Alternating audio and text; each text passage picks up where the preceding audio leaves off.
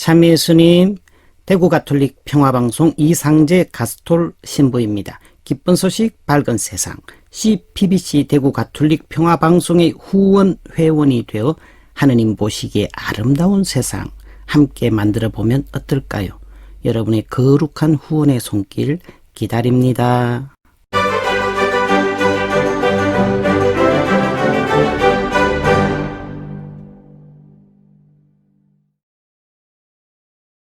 찬미예수님, 한 주간 잘 지내셨습니까? 오늘은 9월 대구 평화방송 신앙특강 그 두 번째 시간입니다. 먼저 시작 기도로 마테오복음 3장 13절에서 17절까지의 말씀을 함께 들으시겠습니다. 성부와 성자와 성령의 이름으로 아멘. 그때 예수님께서는 요한에게 세례를 받으시려고 갈릴레아에서 요르단으로 그를 찾아가셨다. 그러나 요한은 제가 선생님께 세례를 받아야 할 터인데 선생님께서 저에게 오시다니요 하면서 그분을 말렸다. 예수님께서는 지금은 이대로 하십시오. 우리는 이렇게 해서 마땅히 모든 의로움을 이루어야 합니다. 하고 대답하셨다. 그제야 요한이 예수님의 뜻을 받아들였다. 예수님께서는 세례를 받으시고 곧 물에서 올라오셨다. 그때 그분께 하늘이 열렸다. 그분께서는 하느님의 영이 비둘기처럼 당신 위로 내려오시는 것을 보셨다. 그리고 하늘에서 이렇게 말하는 소리가 들려왔다. 이는 내가 사랑하는 아들, 내 마음에 드는 아들이다. 성부와 성자와 성령의 이름으로 아멘. 이번 9월 신앙 특강 주제는 지난 시간에 말씀드린 대로 예수님 생애의 신비 그리고 우리입니다. 신앙인으로 살아가는 우리의 삶의 중요한 순간순간의 의미를 우리와 똑같은 사람이면서 또 우리와 똑같은 이 세상을 살아가셨던 하느님의 아들이신 예수님의 삶을 통해 지금 나의 삶의 의미를 다시 한번 재조명해 보겠다라고 여러분에게 말씀을 드렸습니다. 그래서 무의식 중에 살아가던 나의 삶의 의미를 다시 한번 짚어보면서 그것을 예수님의 삶과 한번 대입시켜 봄으로 인해 내가 지금 얼마나 가치 있는 삶을 살고 있는지, 또 내가 그래서 얼마나 감사해야 하는지, 또 이 삶이 나에게 얼마나 행복한 것인지를 한번 되새겨보는 시간이 되자면 좋겠다라고 말씀을 드렸죠. 그 첫 시간으로 지난 시간 예수님의 탄생의 의미에 대해서 살펴봤습니다. 하지만 시간이 부족한 관계로 제가 마무리를 제대로 못 지었던 것 같은데요. 그래서 오늘은 그 뒷얘기를 함께 덧붙여서 여러분에게 설명을 드리고 오늘 부분을 다시 하도록 하겠습니다. 예수님의 탄생, 다시 말해 강생과 육화라고 하는 예수님의 탄생이 가지는 신학적 의미 가운데 제가 여러분들에게 세 가지를 설명을 해드렸습니다. 첫째, 예수님 탄생의 신학적 의미는 바로 새로운 창조이다 라고 말씀을 드렸죠. 예수님의 탄생으로 하느님이 함께 살아가는 세상, 하느님이 지금 현존하는 역사와 시간, 즉 이 땅이 하느님의 나라가 시작되었다라고 말씀을 드렸습니다. 이전에는 한 번도 없었던, 또 아무도 몰랐던 그런 새로운 세상이 예수님의 탄생으로 인해 시작이 되었다 하여 이렇게 놀라운 큰 사건을 두고 신학에서는 예수님의 탄생은 마치 세상이 새롭게 창조된 것과도 같다라는 의미로 예수님의 탄생을 새로운 창조다라고 이야기한다라고 설명을 드렸죠. 또 두 번째 의미는 예수님의 탄생으로 사람들이 몰랐던 것을 새롭게 알게 된 사실이 있는데 그것은 바로 하느님께서 당신이 어떤 분인지를 스스로 드러내셨다. 즉 하느님께서 당신 자신을 계시하셨다라는 것입니다. 그렇게 우리에게 드러난 하느님은 과연 어떤 분이신가? 하느님은 사랑이신 분이셨습니다. 그러면 그 사랑은 과연 어떤 것인가? 우리가 흔히 알고 있는 마음이 뜨거워지고 생각이 나고 함께 하고 싶고 그런 사랑인 것인가? 바로 하느님께서 우리에게 드러내신 당신의 모습, 그 사랑은 바로 자신을 내어주는 것이었습니다. 이렇게 사랑하기 때문에 자기 자신을 타인에게 투사하고 줘버리는 것을 신학적인 용어로 자기 양녀라고 한다고 말씀을 드렸습니다. 셋째로 예수님의 탄생으로 하느님과 인간이 하나가 되었다. 또 이제부터 하느님과 인간이 하나가 될 수 있다라는 것이 열렸다는 겁니다. 칼체돈 공의회의 정식과 같이 나누임도 없고 혼합됨도 없이 신성과 인성 두 본성이 완전히 한 본체로 일치되어 죄 말고는 우리와 똑같은 인간이시면서도 하느님과 완전하게 똑같은 참 하느님이신 분이 바로 예수 그리스도이십니다. 이렇게 하느님과 사람이 하나가 되신 이유는 과연 무엇일까? 바로 우리를 하느님과 같게 만들기 위해서였습니다. 사람인 우리를 거룩하신 하느님과 하나가 되게 하고자 하느님께서 사람이 되신 것입니다. 우리의 구원을 위해서 그리 되셨다는 겁니다. 우리에게 구원은 인간으로 살아가면서 어려운 일을 구제해주고 그래서 내가 좀 더 편안하고 안락하게 이 세상을 누리면서 살아가는 것이 아니라 하느님의 자녀로 살아가면서 하느님과 일치하는 것, 이것이 바로 우리에게 구원이요 바로 하느님 나라 천국이라는 것을 예수님께서 친히 몸소 보여주신 것이 바로 예수님 탄생의 의미였습니다. 그래서 영원성의 상징이었던 있는 분께서 이제는 시간 안으로 들어오셔서 우리와 똑같은 제한과 한계를 당하는 유한성의 존재인 살이 되셨다는 것. 영원하신 있는 분께서 시간 안에 들어오셔서 살이 되신 것, 사람이 되신 것, 있는 분이 되신 분이 되신 것. 그래서 요한은 이 사건을 두고 말씀이 사람이 되셨다라고 했습니다. 그 이유는 바로 우리를 하느님과 일치시키기 위해서였습니다. 자, 지난 시간 여기까지 말씀드리고 시간을 마쳤는데요. 그러면 이토록 놀라운 세 가지 의미를 가진 예수님의 탄생, 그것이 지금 나와 무슨 상관이 있는가? 나 역시 예수님처럼 한 인간으로 부모에게서 이 땅에 태어났습니다. 예수님의 탄생, 나의 탄생, 탄생이라는 점에서는 똑같죠. 그러면 이런 예수님의 탄생의 의미를 통해 지금 나의 탄생의 의미를 재발견해 볼 수 있는데요. 여러분은 지금 내가 이 세상에 태어난 이유, 또 내가 살아가는 이유를 무엇이라고 생각하십니까? 아니, 이런 것에 대해 한번 고민해 보신 적이 있습니까? 최근에? 어쩌면 내가 태어난 이유는 무엇인가? 내가 살아가는 이유는 무엇인가? 이것은 우리 삶의 본질적인 의문이고 아주 어려운 내용입니다. 왜 태어났는지 삶의 본질적인 부분입니다. 왜 사는지, 어떻게 살아야 하는지 늘 연결되어 있습니다. 그래서 우리는 이 문제를 무심하게 모른 척 넘겨서는 안 될 것입니다. 늘 진중하게 생각하고 고심해야만 하루하루를 내가 어떻게 살아가야 될지 그것을 발견할 수 있기 때문입니다. 그러면 우리는 이러한 나의 탄생의 의미, 삶의 본질이 되는 이러한 의문들에 대한 해답을 과연 어디에서 찾아야 할까요? 아니, 어디에서 찾을 수 있겠습니까? 바로 예수 그리스도에게서 찾아야 합니다. 왜냐하면 그분이야말로 가장 완벽한 인간이시기 때문입니다. 그분이야말로 하느님께서 사람은 이렇게 살아야 한다는 것을 한 인간으로서 우리에게 보여주신 가장 완벽한 정답이었기 때문입니다. 인류 역사상 가장 완전한 인간이셨기 때문입니다.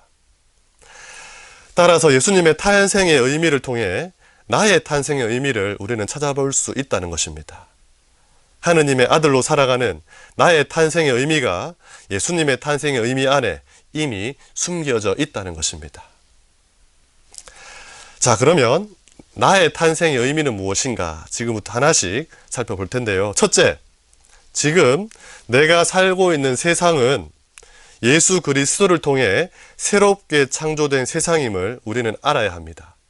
자, 예수님 탄생의 세 가지 의미와 연결이 되어 있을 거예요. 하나씩 살펴보면 그렇습니다.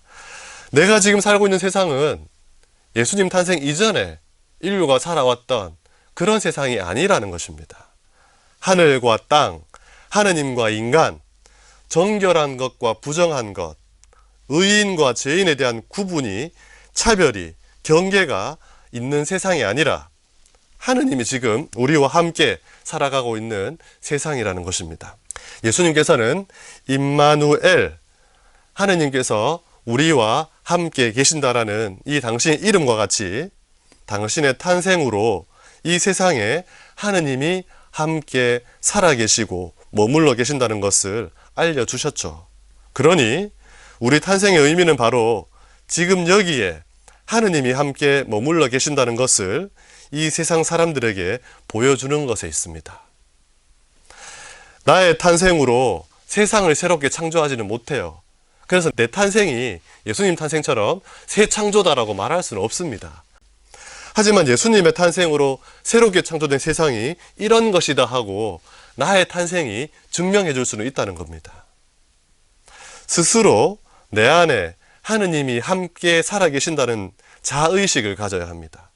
여러분 살아가시면서 늘 매 순간순간마다 내 안에 지금 하느님이 함께 살아계셔, 예수 그리스도가 내 안에 나와 함께 계셔라고 의식할 때가 많습니까? 못하고 살 때가 많습니까? 한번 생각해 보십시오.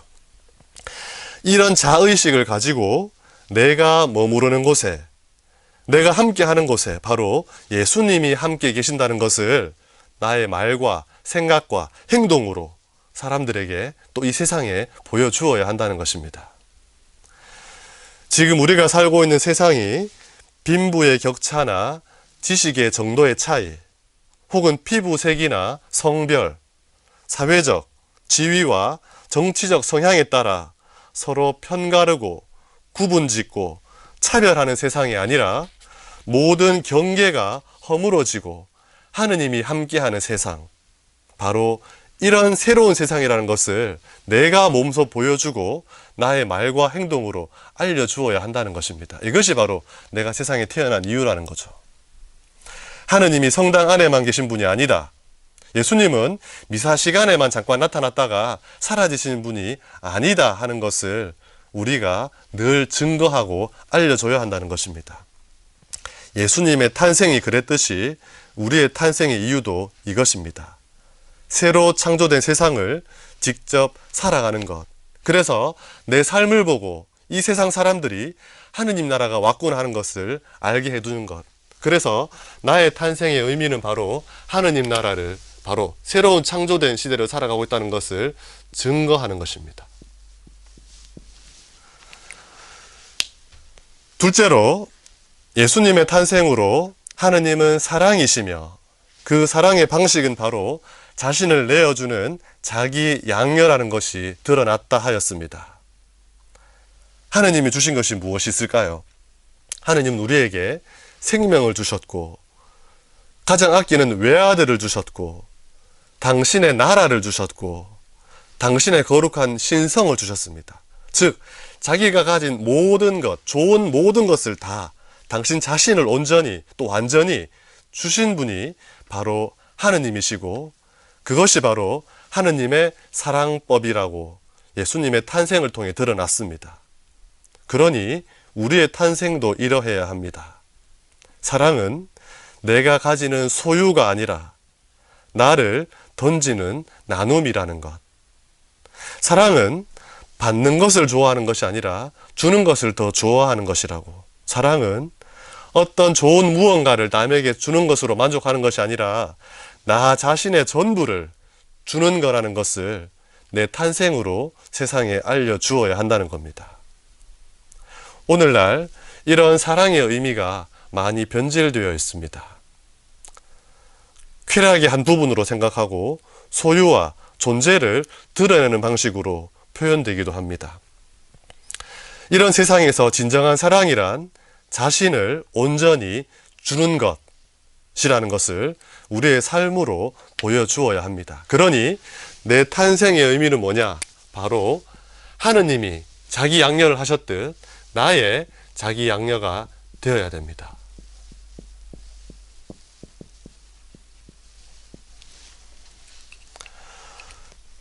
끝으로 말씀이 사람이 되신 예수님의 탄생과 같이 우리의 탄생도 그냥 있기가 아니라 되기가 되어야 합니다. 내가 누리고 있는 것을 오래도록 계속 누리기 위해서, 내가 가진 것을 끝까지 잘 지켜내고 유지하기 위해서 태어난 것이 아니라는 겁니다. 우리는 예수님처럼 하느님의 아들로서 남을 구원하기 위해, 다른 사람을 살려내기 위해 끊임없이 그들에게 먹히는 살이 되어야 한다는 것을 잊지 말아야 합니다. 있기가 아니라 되기가 되어야 합니다. 예수님이 성자의 거룩함을 지키기 위해 그대로 하늘 위에 머물러 있지 않고 당신의 생명과 당신의 살을 우리에게 먹으라고 내어주기 위해 말씀이 사람이 되셨고, 매일매일 우리와 함께 하시기 위해 그대로 있지 않고 지금도 빵으로 변화되고 계십니다. 그렇듯이 우리도 나의 편리와 안락함만을 고집스럽게 지켜내기 위해 그대로 있지 말고 다른 사람을 살리기 위해 남에게 먹히는 빵이 되어야만 합니다. 이것이 바로 우리 탄생의 이유이자 의미입니다. 이것이 바로 하느님의 자녀가 탄생한 목적입니다. 끊임없이 있기로 머물지 않고 되기로 살아야 합니다.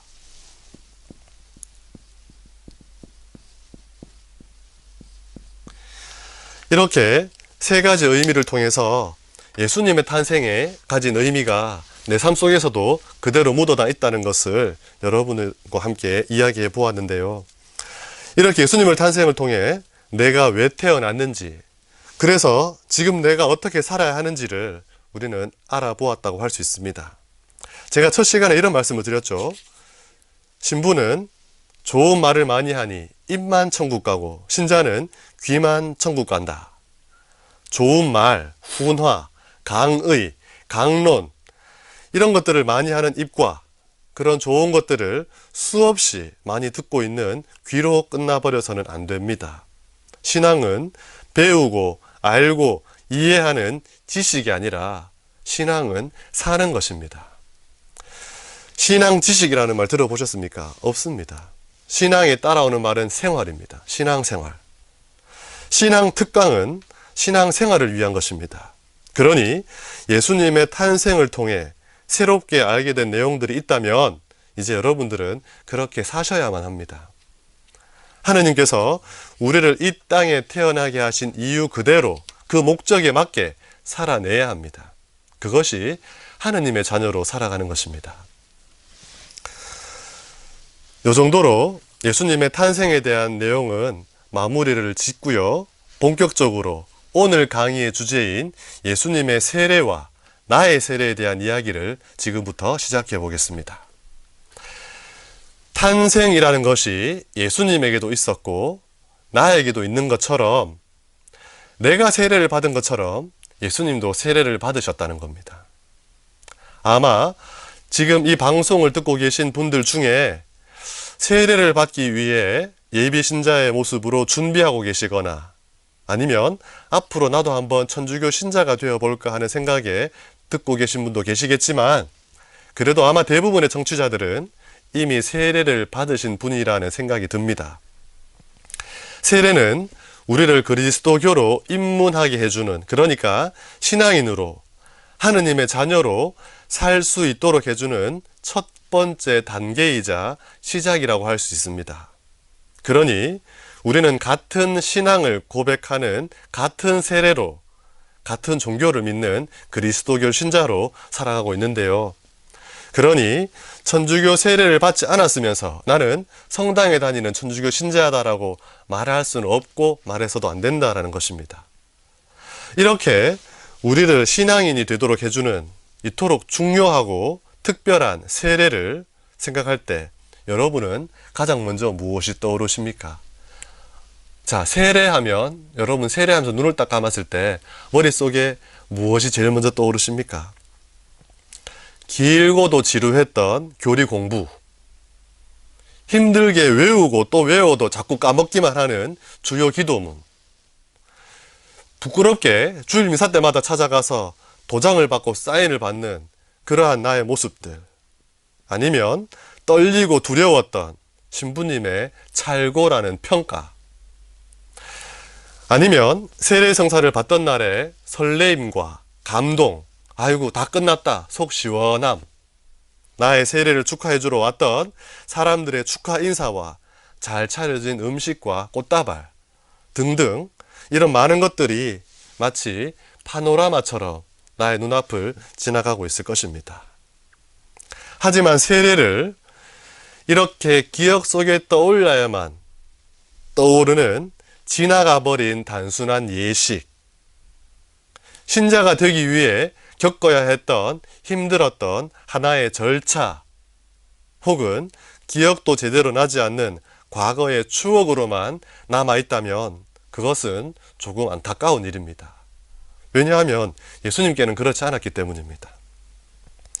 세례는 과거에 있었던 단순한 예식이나 필요한 절차가 아니라 우리의 인생을 뒤흔들어 놓는 결정적인 경험이 되고 매일마다 기억하는 중대한 사건으로 남아 있어야 합니다. 왜냐? 예수님께 그랬기 때문입니다. 그러니까 언제든지 필요할지 모르니 일단 따놓고 보자라는 마음으로 면허증은 따놓고 운전을 하지도 않고, 혹은 운전을 할 줄도 모르는 소위 말하는 장롱 면허증과 같은 세례가 되어서는 안 된다라는 것입니다. 설마 언제든 가면 되니 일단 받고 보자 하는 마음으로 세례를 받거나 세례를 준비했던 천주교 신자 자격증으로만 세례를 생각했다면 그것은 잘못된 것이라는 겁니다. 세례가 우리의 삶을 뒤흔드는 결정적인 경험이 되고 매일마다 새롭게 기억되는 중요한 사건이 되는 이유는 바로 예수님의 세례를 통해서 알아볼 수 있습니다. 매일 눈을 뜨고 아침을 시작할 때마다 내가 받은 세례, 그날의 감동과 하나님께 드린 약속과 결심, 스스로 다짐했던 것들을 기억한다면 분명 세례는 나를 신앙인으로, 하느님의 자녀로 하루하루를 기쁘게 또 성실히 살아가게 만들어주는 크나큰 원동력이 되어줄 것입니다. 그 이유를 지금부터 예수님의 세례를 통해 살펴보도록 하겠습니다. 자, 먼저 세례성사가 무엇인지를 잠깐 짚고 넘어가 볼 텐데요. 세례성사는 무엇인가? 가톨릭 교회 교리서 1214망에서 세례성사는 이렇게 정의를 합니다. 세례성사는 그리스도교 생활 전체의 기초이며 성령 안에서 사는 삶으로 들어가는 문이며 다른 성사들로 가는 길을 열어주는 문이다. 우리는 세례를 통하여 죄에서 해방되어 하느님의 자녀로 다시 태어나며 그리스도의 지체가 되어 교회 안에서 한 몸을 이루어 그 사명에 참여하게 된다라고 합니다. 가톨릭 교회 교리서의 가르침을 볼 때 세례성사의 특징을 4가지 키워드로 한번 정리해 볼 수가 있습니다. 먼저 시작하는 문이라는 것입니다. 시작. 그리고 두 번째는 죄에서 해방이라는 겁니다. 죄로부터 해방된다. 그리고 세 번째로 하느님의 자녀로 다시 태어난다는 것입니다. 자녀로 다시 태어남. 끝으로 그리스도의 지체인 교회와 하나가 된다는 것입니다.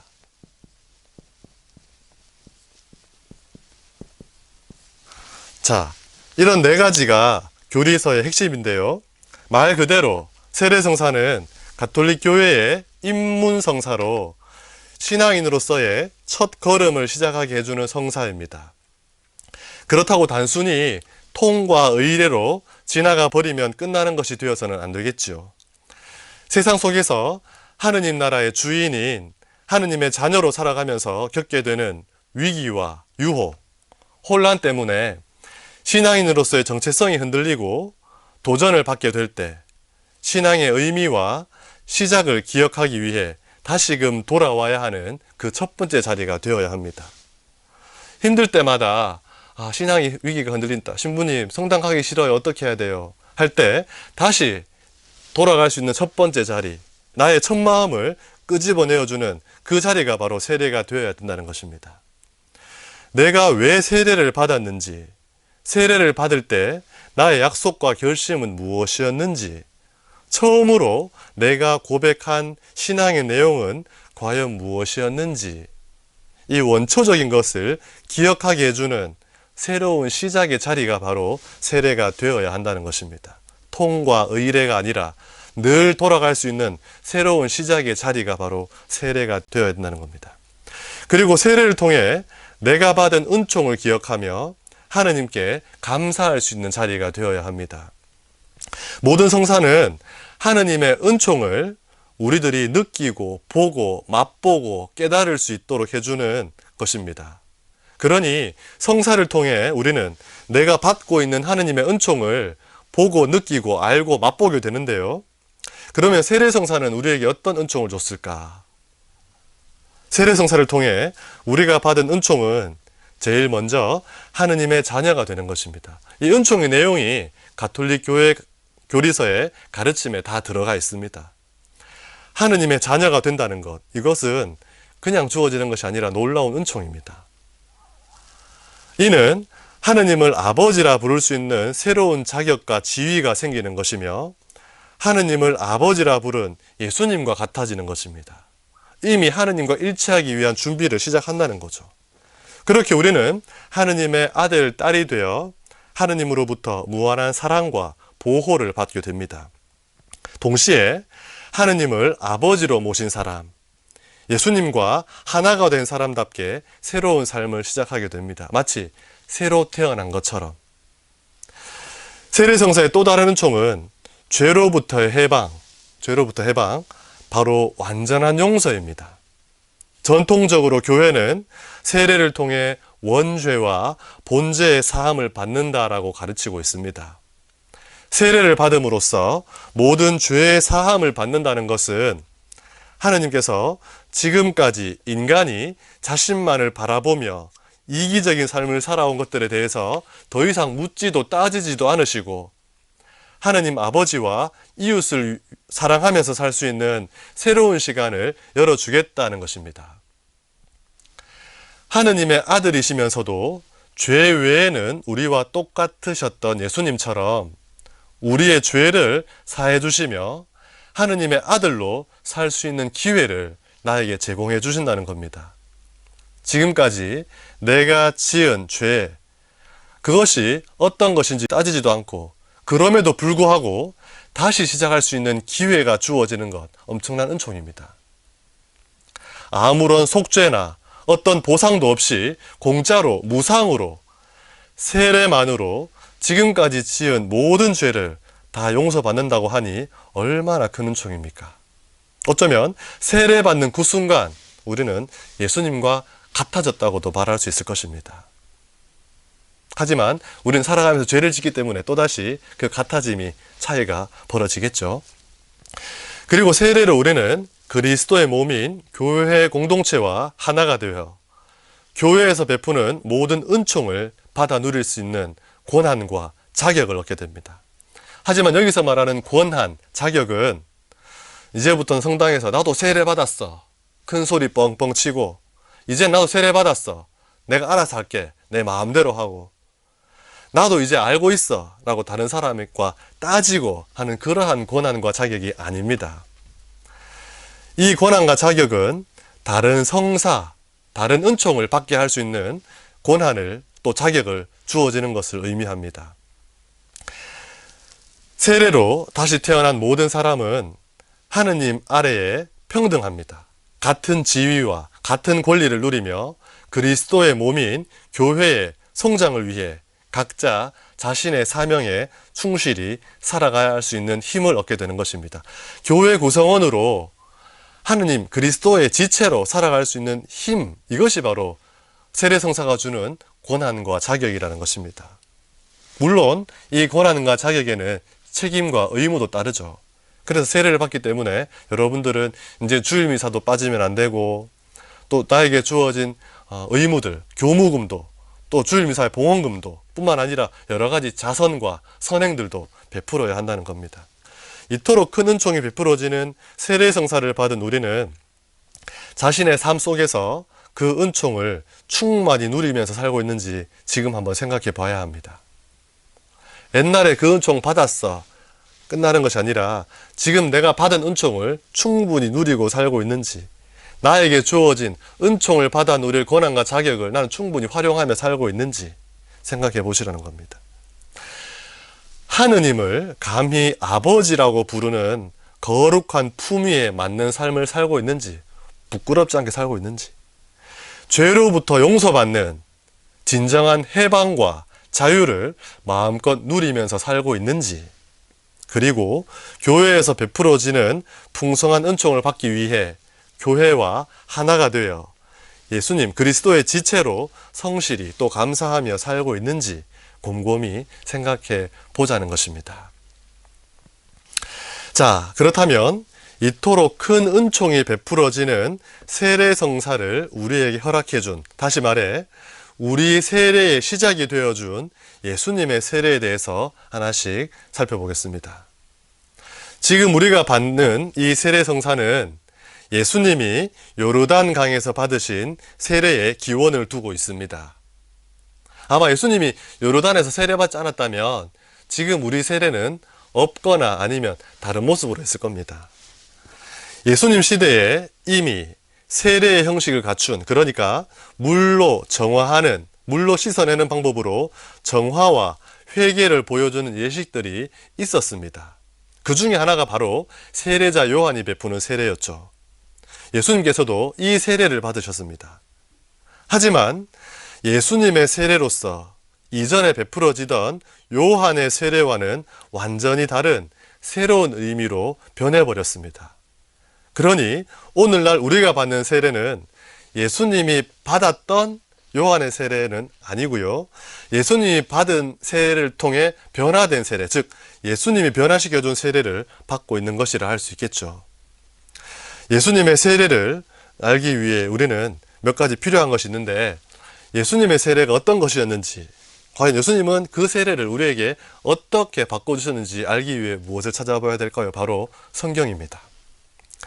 복음서에 등장하는 예수님의 세례 장면을 통해 예수님이 우리에게 어떤 세례를 선물로 주셨는지 살펴보겠습니다. 먼저 마테오 복음서 1장 9절에서 11절 이런 말씀이 있어요. 그 무렵 예수님께서 갈릴레아 나자렛에서 오시어 요르단에서 요한에게 세례를 받으셨다. 그리고 물에서 올라오신 예수님께서는 곧 하늘이 갈라지며 성령께서 비둘기처럼 당신께 내려오시는 것을 보셨다. 이어 하늘에서 소리가 들려왔다. 너는 내가 사랑하는 아들, 내 마음에 드는 아들이다. 여기서 세 가지 특징을 알 수가 있습니다. 첫째, 하늘이 열려 성령이 내려왔다는 것입니다. 원래 하늘은 하느님께서 머무르시는 공간을 상징하며, 하늘과 땅은 하느님과 인간의 분리를 의미했습니다.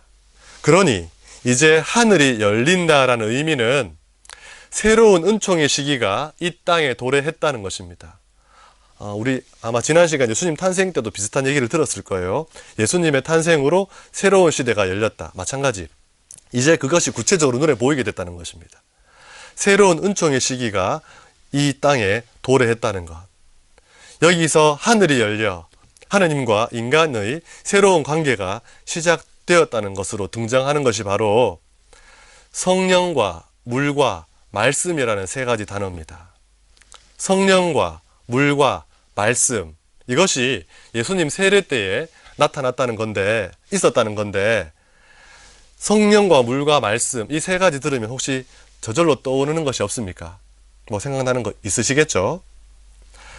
땅은 아직 꼴을 갖추지 못하고 비어 있었는데 어둠이 시면을 덮고 하느님의 영이 그 물 위를 감돌고 있었다. 하느님이 말씀하시기를 빛이 생겨라 하시자 빛이 생겼다. 무슨 이야기일까요? 바로 창조 이야기입니다. 창세기 1장 2절 3절의 말씀입니다. 여기도 하느님의 영, 성령, 물, 그리고 말씀이 등장합니다. 이처럼 예수님 세례의 모습은 창조를 떠올리게 합니다. 하늘이 열려 성령이 늘 이 땅에 임재하시는 새로운 시대가 열렸다는 것. 이것이 바로 예수님 세례가 요한의 세례와의 차이점이라는 것입니다. 둘째, 여기서 물이라는 표정이 좀 돋보입니다. 자, 다시 한번 물이라고 하면 여러분 혹시 떠오르는 거 있습니까?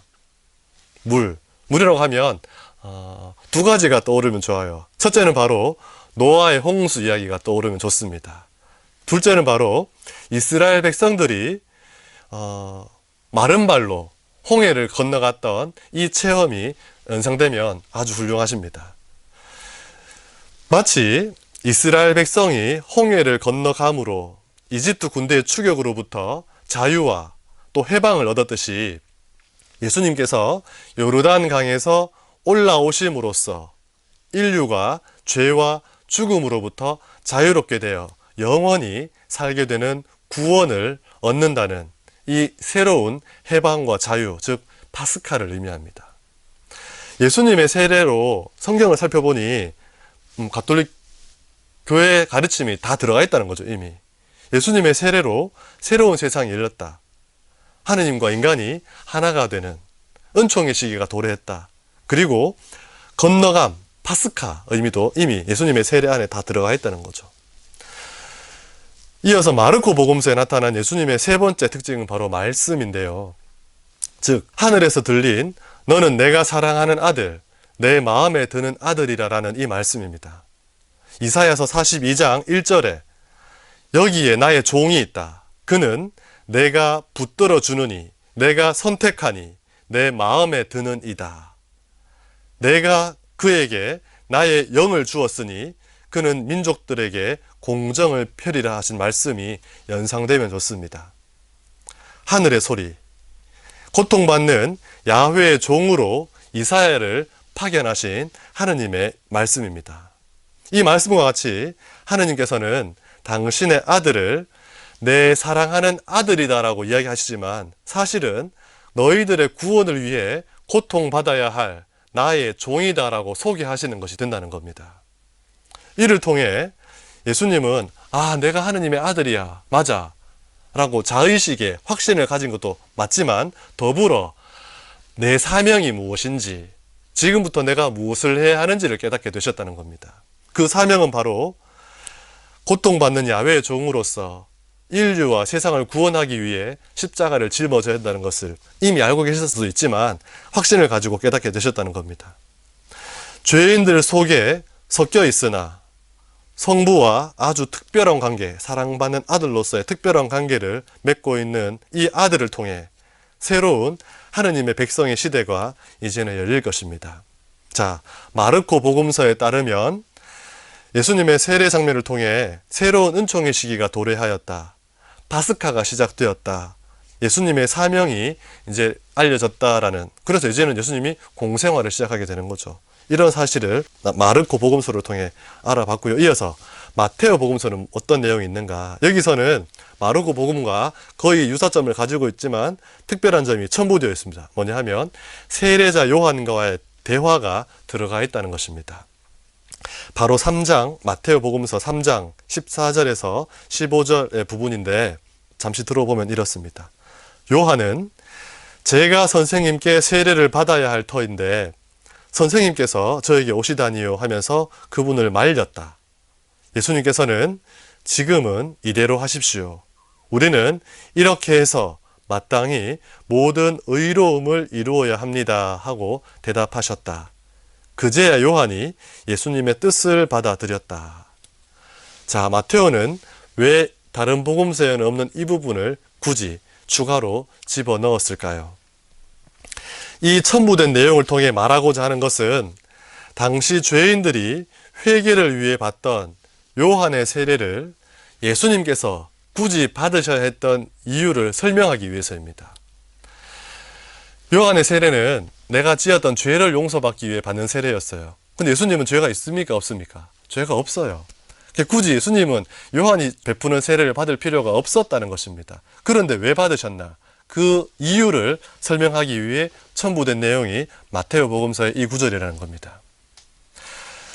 당신의 회개가 필요한 죄인이라서가 아니라 죄인들 사이로 들어오시기 위한 거였다는 겁니다. 즉, 모든 인류와의 깊은 연대 속에서 그들의 죄를 정화하기 위해서라는 것을 강조하기 위한 겁니다. 다른 사람들이 죄로 물든 자신의 더러움을 씻어내고 정화하기 위해서 세례가 필요하고 또 받았던 것과는 달리 예수님께서는 내가 아니라 모든 다른 이들을 구원하기 위해서 스스로 죄도 없으면서 죄인의 상태로 내려오셨다는 겁니다. 죄는 없으면서 죄의 상태로 들어오셨다는 겁니다. 이것이 바로 모든 의로움을 이루기 위함이라는 예수님의 말씀에 다 들어가 있습니다. 죄는 없지만 죄의 상태로 들어옴, 내가 씻기 위해서가 아니라 남을 씻어주기 위한 세례를 예수님이 받으셨다는 겁니다. 이 세례 덕분에 지금 우리의 세례가 나의 모든 죄를 원죄와 본죄까지 다 용서받을 수 있게 되었다는 것입니다.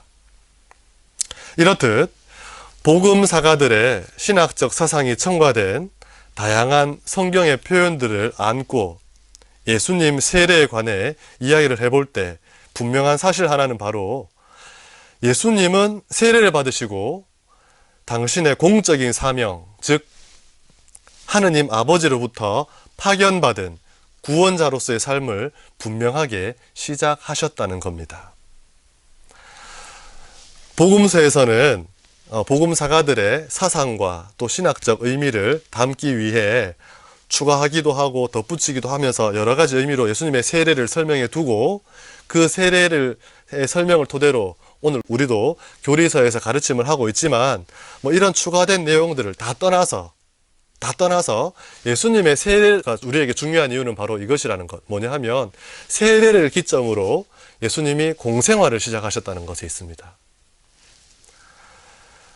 죄인들이 받아야 했던 세례를 친히 받음으로써 이미 죄인들 사이로 직접 들어오신 예수님께서는 이제 세상으로 나가서 가난한 사람, 소외된 사람, 아픈 사람, 힘없고 약한 사람, 죄인과 고아와 과부들에게 먼저 다가가 손을 내밀며 그들에게 하느님 나라를 선포하시고 하느님을 건네주시며 그들을 구원의 길로 초대하시게 됩니다.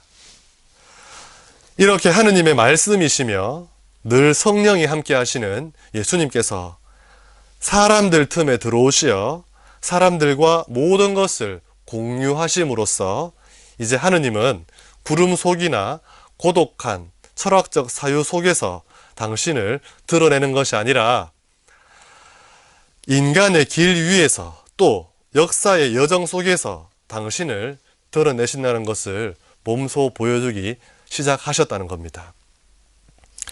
이로써 이제 예수님의 말씀은 하느님의 말씀이며 예수님의 호흡은 성령의 호흡이고 예수님의 활동은 삼위일체이신 하느님의 움직임으로 이 세상에 하느님이 현존해 계시다는 것을 증명하시는 분으로 살아가십니다. 공생활 이전에는 요셉과 마리아의 아들로 나자렛 출신인 한 청년으로 그냥 그렇게 사셨을 겁니다. 하지만 이제는 그렇게 사시는 것으로 끝나는 것이 아니라 하느님이 현존해 계시다는 것을 증명하시는 삶을 아주 구체적으로 살기 시작하셨다는 거죠. 당신의 탄생으로 이미 준비되고 이미 계획되고 시작되었던 모든 것들이 이제는 세례를 기점으로 구체적으로 현실 속에서 실제로 이루어지기를 시작하셨다는 겁니다. 그래서 예수님은 하느님 나라를 말씀으로 선포하시고 또 온갖 기적들로 직접 보여주시고 하시지 않습니까? 이렇게 고유한 사명을 지니고 아버지께로부터 지명되고 축성되고 파견되신 예수님의 공생활, 그러니까 이사야 예언서의 표현을 빌려 고통받는 야훼의 종으로서 세상을 죄와 죽음에서 구원하실 그리스도의 모습을 세상이 알 수 있도록 공적으로 드러내기 시작하는 순간이 바로 예수님의 세례라는 것입니다. 한편 이를 역사 속의 한 인간으로서의 예수님의 입장에서 다시 이해해보면 이렇습니다. 스스로 준비하고 기다렸던 자신의 참된 모습인 예언자, 하느님의 아들인 메시아, 몸소 하느님을 온전히 드러내고 가져다 주시는 자로서 자신의 삶을 망설임 없이 사람들에게 드러내 보이기를 결심하신 사건이 세례라는 것입니다. 자, 한 가지 사건을 두고 두 가지 관점에서 바라본다는 거예요. 첫째는 하느님의 입장에서 이제 너는 그 일을 시작해야 돼. 너에게 주어진 사명을 이제는 본격적으로 시작해야 돼 하는 사건이 세례였고요. 또 예수님의 관점에서 봤을 때 언제 하지 하긴 해야 돼. 그 결심을 세우고 확신을 가지고 오늘부터 하루라고 시작하는 것, 그것이 바로 세례였다는 것입니다. 하늘이 열리는 것을 직접 보시고 내 눈으로 성령이 내려와 앉는 것을 직접 느끼시고 너는 내가 사랑하는 아들이다 라는 아버지의 목소리를 직접 귀로 들으심으로써 내가 누구인지에 대한 확신을 갖게 해준 것, 그것이 바로 내가 무슨 일을 해야 되는지, 왜 해야 되는지 확신을 갖게 해준 것, 그것이 바로 세례였다는 것입니다. 세례를 통해 예수님께서는 내가 누구인지, 지금부터 내가 무슨 일을 해야 하는지 그것에 대해 분명히 알고 확신에 차게 되었다는 것입니다. 굳이 비유를 들어보자면 이렇죠. 서로 마음이 가고 좋아하는 이성 남녀가 있습니다. 서로 호감은 가고 있지만 한 번도 표현해 본 적도 없고 한 번도 들은 적도 없어요. 하지만 지켜보면 어떤 것이든 서로 호감을 표현하고 살고 있습니다. 이것을 뭐라고 합니까? 썸이라고 얘기합니다. 썸. 그런데 서로가 서로의 마음을 솔직하게 털어놓고, 자, 나 너 좋아해. 나도 너를 사랑해. 오늘부터 사귀자. 정식으로 우리 연인 관계가 되자.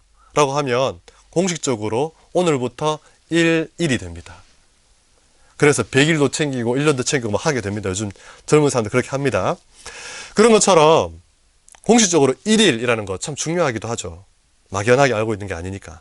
자, 이런 것처럼 어릴 적부터 하느님의 아들 성자라는 것, 나는 하느님께 사명받은, 왜? 예수님은 하느님이셨기 때문에 그 신성이 들어가 있었기 때문에 성자 그리스도라는 것을 아마 스스로 알고 계셨을 거예요.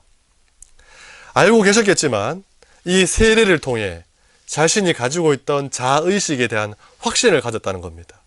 그리고 그 확신을 토대로 공생활을 본격적으로 시작할 수 있었다는 겁니다. 오늘부터 1일이 됐다는 거예요. 이렇게 예수님께서는 세례를 받으며 당신 존재의 본질을 인식하는 근원적인 체험을 하였습니다. 내가 누구인지, 내가 무엇을 해야 하는지 그 본질을 인식하는 근원적인 체험이 바로 예수님께 세례였다는 것입니다. 또 이를 통해 예수님은 그래서 내가 무엇을 해야 하는지, 어떻게 살아야 하는지, 나에게 주어진 책임과 의무와 사명이 무엇인지를 분명하게 인지하셨다는 겁니다. 나아가 사람들에게 당신이 누구이며 무엇을 해야 하는지 드러내기 시작하셨다는 겁니다. 세례 후에 예수님의 모습은 이전과 완전히 달랐을 거예요. 저도 이런 한번 생각을 해봤습니다. 묵상을 해봤어요. 세례 받기 전, 세례 받은 후 나의 모습은 별한 게 없었던 것 같아요.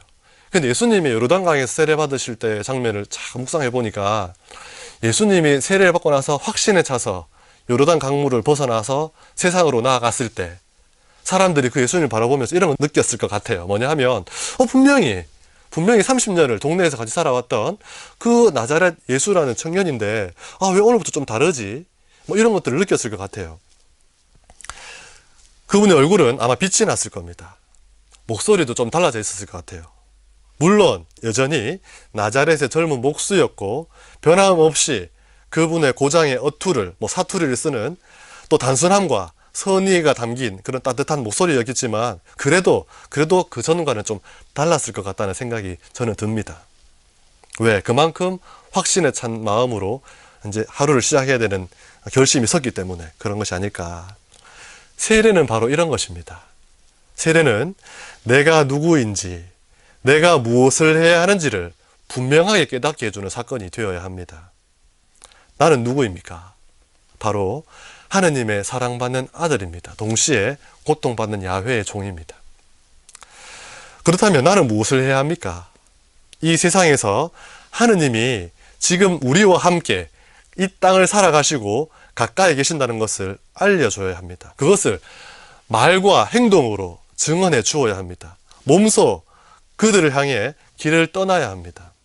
특히나 하느님에게서 가장 멀리 떨어져 있다고 느끼는 사람, 나는 늘 불행해, 나는 하느님이 주는 복을 받지 못해, 나는 구원에서 제외당했어, 하느님 눈길에서 벗어나 있어 하고 소외감을 느끼는 사람들에게 가까이 다가가는 삶을 시작해야 합니다. 그래서 참된 행복이 무엇인지, 하느님 나라가 무엇이며 어떻게 살아가야 하는지, 그것이 얼마나 가치롭고 신비롭고 놀라운 일인지를 직접 보여주어야 합니다. 이렇듯 예수님 세례의 첫 번째 의미는 바로 나는 하느님의 사랑받는 아들이며 내가 할 일은 하느님 나라를 증언하는 것이라는 자의식에 대한 깨달음, 그리고 새로운 삶의 시작이라는 겁니다. 자, 예수님 세례의 첫 번째 의미, 바로 내가 누구인가 알게 되었다는 것, 바로 하느님의 사랑받는 아들이라는 것. 동시에 그러면 나는 무엇을 해야 하는가? 어떻게 살아야 하는가? 바로 하느님 나라를 사람들에게 보여주어야 한다는 것. 이것이 예수님의 세례의 의미입니다. 또 하나, 예수님 세례가 주는 또 다른 의미가 한 가지 있는데요. 자신의 존재와 자신의 사명, 자신의 존재와 자신의 사명에 대해서 깊은 인식을 할 수 있었던 특별한 체험이 세례가 맞습니다.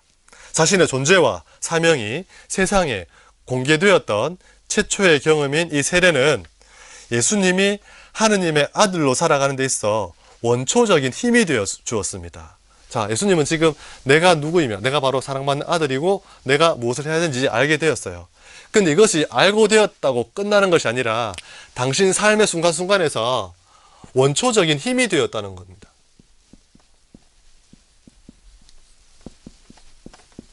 자, 어떤 의미로 예수님의 세례가 예수님의 삶의 원초적인 힘이 되어 주었는가? 앞으로 예수님은 이 세례의 경험을 시작으로 당신의 열정과 권위를 길어 올릴 것입니다. 자, 예수님은 당신의 열정, 사명에 대한 열정, 또 아버지의 뜻이기 때문에 나는 이 말을 해야 한다. 예언자로서의 사명, 내가 하고 싶은 얘기, 남들이 듣기 좋아하는 얘기를 하는 것이 아니라 이제는 내가 주어진 사명 때문에 하느님의 뜻을 전하기 위해서는 다른 사람에게 욕을 먹더라도 이 얘기는 반드시 해야 한다라고 말할 수 있는 그 힘과 권위를 어디서 길어 올리느냐? 바로 세례에서 길어 올린다는 겁니다. 세례에서. 온갖 모순과 모함, 마찰과 갈등, 비난과 저주, 마지막으로 처참한 죽음에 맞서는 그 힘, 이 힘이 바로 세례라는 경험에서 나온다는 것입니다. 그리고 그 힘으로 당신의 죽음을 통해 인류를 향한 하느님의 사랑, 자신의 존재와 사명이 사실이라는 것을 입증해 내실 것입니다. 세례받고 난 다음 예수님의 삶을 한번 생각해 봅시다. 여러분들 다 아실 거예요.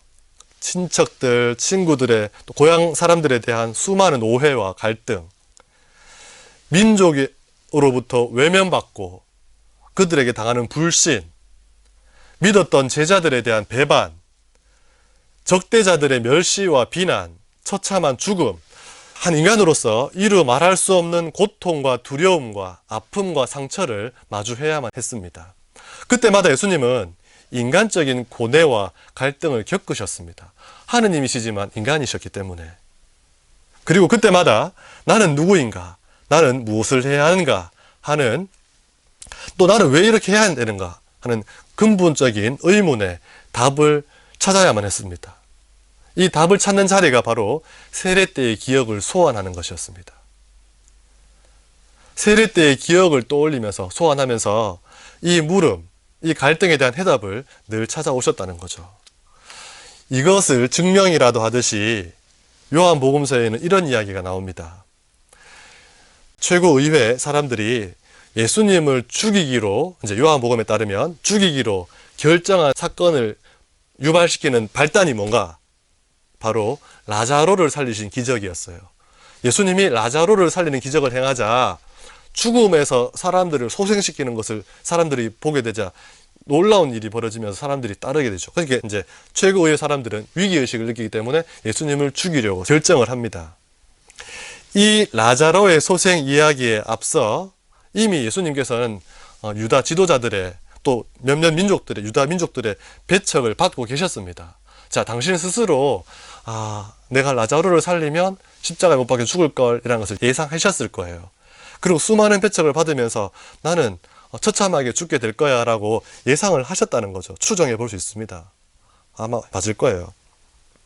그때 예수님께서 어디에 가셨는지 나옵니다. 그런 고민에 빠졌을 때 요한복음서 10장 40절에 이렇게 전하고 있어요.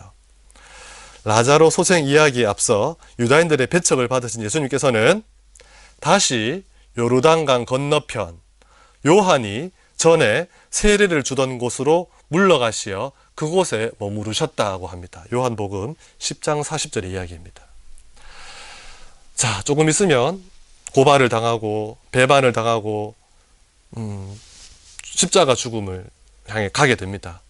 이때 당신이 원초적인 힘을 끌어올릴 수 있는 힘을 받기 위해서 당신이 찾아가신 곳 바로 어디냐 하면 요한이 세례를 주던 곳이었습니다. 하지만 그곳은 예수님이 세례를 받으셨던 곳이기도 합니다. 그 세례라는 그 시간으로 돌아갔다는 것입니다. 그 장소에 머물렀다는 거죠. 그래서 예수님께서는 거기서 당신 십자가에게 걸어갈 수 있는 힘을 그곳에서 받으셨다는 겁니다. 이렇게 십자가의 죽음과 파스카 사건을 준비하는 결정적인 시기에 예수님은 이렇게 힘들 때 원초적으로 돌아갔고 힘을 얻는 원천은 바로 당신의 세례였습니다. 자, 다시 한번 이 강의를 마무리하면서 여러분들에게 질문을 던져봅니다. 여러분은 세례하면 가장 먼저 무엇이 떠오르십니까? 여러분, 세례는 우리에게 천주교 신자 자격 주는 것이 아니에요. 세례는 단순한 예식이나 끝나버린 통과 의례가 아니라는 겁니다. 우리도 신앙인으로 살아가면서 흔들릴 때 있습니다. 도전받을 때 있고 어려울 때 있어요. 그때 우리가 원초적인 힘을 얻는 그 자리가 바로 세례가 되어야 된다는 것입니다. 또 신앙인으로 살면서 흔들릴 때 내가 누구인지를 깨닫고 내가 무엇인지를 깨닫게 해주는 그 삶의 첫 자리가 바로 세례가 되어야 된다는 겁니다. 이것이 바로 우리가 갖는 세례의 의미라는 것 잘 깨달으시고 늘 초심으로 돌아가는 그 자리 세례를 늘 기억하면서 신앙인으로 잘 살아가면 좋겠습니다. 오늘 강의는 여기서 마치겠습니다. 들으시느라 수고 많으셨고요. 마침 기도로 영광송 바치겠습니다. 성부와 성자와 성령의 이름으로 아멘. 영광이 성부와 성자와 성령께 처음과 같이 이제와 항상 영원히 아멘. 성부와 성자와 성령의 이름으로 아멘. 감사합니다.